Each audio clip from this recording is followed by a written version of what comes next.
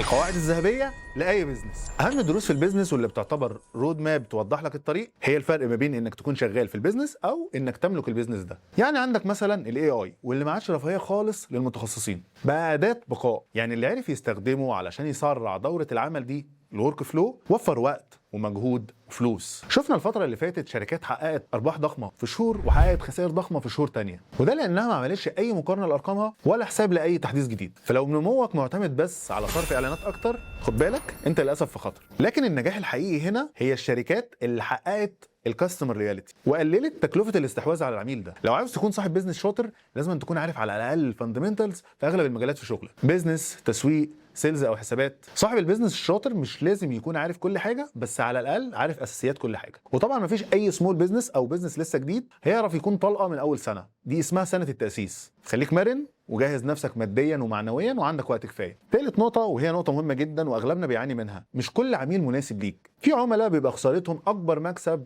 لمخك واعصابك ومجهودك. فلما تقرر تتوسع خد بالك التوسع اصلا مخاطره كبيره لازم تكون قدها، لان البيزنس على طول الطريق صدمات وضربات، فلازم تكون مستعد جدا. فجهز نفسك لكل السيناريوهات المتوقعه سواء كانت ايجابيه او سلبيه. وما تنساش اعمل سيف للفيديو ده علشان ترجع ليه بعدين. انا عبد الرحمن عادل بقدم محتوى عن البيزنس والماركتنج. لو حابب تسمع اكتر تابع فيديوهاتي. شكرا جدا ليكم.